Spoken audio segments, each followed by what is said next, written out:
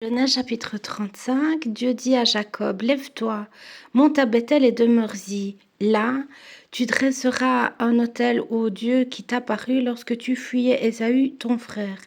Jacob dit à sa maison et à tous ceux qui étaient avec lui, ôtez les dieux étrangers qui sont au milieu de vous, purifiez-vous et changez de vêtements. Nous nous lèverons et nous monterons à Bethel. Là, je dresserai un autel au Dieu qui m'a exaucé dans le jour de ma détresse et qui a été avec moi pendant le voyage que j'ai fait. Ils donnèrent à Jacob tous les dieux étrangers qui étaient entre leurs mains et les anneaux qui étaient à leurs oreilles. Jacob les enfouit sous le térébinthe qui est près de Sichem. Ensuite ils partirent. La terreur de Dieu se répandit sur les villes qui les entouraient et l'on ne poursuivit point les fils de Jacob. Jacob arriva, lui et tous ceux qui étaient avec lui, à Luz, qui est Bethel, dans le pays de Canaan. Il bâtit là un autel et il appela ce lieu El Bethel, ce qui signifie le Dieu de Bethel. Car c'est là que Dieu s'était révélé à lui lorsqu'il fuyait son frère. Déborah, nourrice de Rebecca, mourut et elle fut enterrée au-dessous de Bethel, sous le chêne, auquel on a donné le nom de chêne des pleurs. Dieu apparut encore à Jacob après son retour de Padan Aram et le bénit. Dieu lui dit, ton nom est Jacob et tu ne seras plus appelé Jacob, mais ton nom sera Israël. Et lui donna le nom d'Israël. Dieu lui dit, je suis le Dieu Tout-Puissant, sois fécond et multiplie. Une nation et une multitude de nations naîtront de toi et des rois sortiront de tes reins. Je te donnerai le pays que j'ai donné à Abraham et à Isaac, et je donnerai ce pays à ta postérité après toi.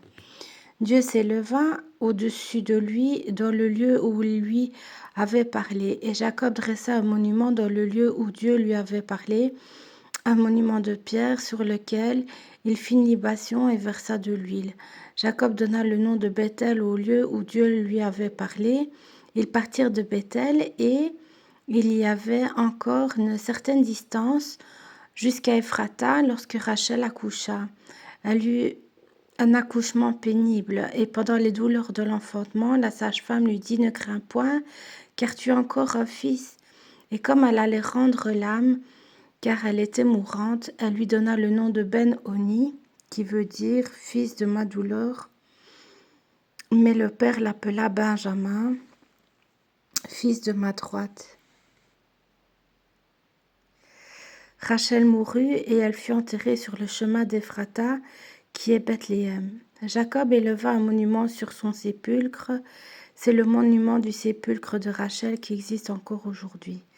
Israël partit et il dressa sa tente au-delà de Migdal-Éder.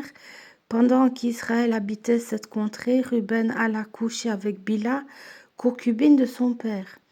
Et Israël la prit. Les fils de Jacob étaient au nombre de 12, fils de Léa, Ruben, premier-né de Jacob, Siméon, Lévi, Juda, Isaacar et Zabulon, fils de Rachel, Joseph et Benjamin, fils de Bila, servant de Rachel, Dan et Nephtali, fils de Zilpa, servant de Léa, Gad et Azer. Ce sont là les fils de Jacob qui lui naquirent à Padan Aram. Jacob arriva auprès d'Isaac son père à Mamré, à Kirjat Arba, qui est Hébron, où avaient séjourné Abraham et Isaac.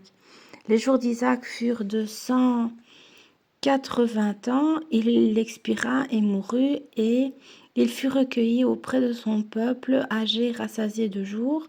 Ésaü et Jacob, ses fils, l'enterrèrent.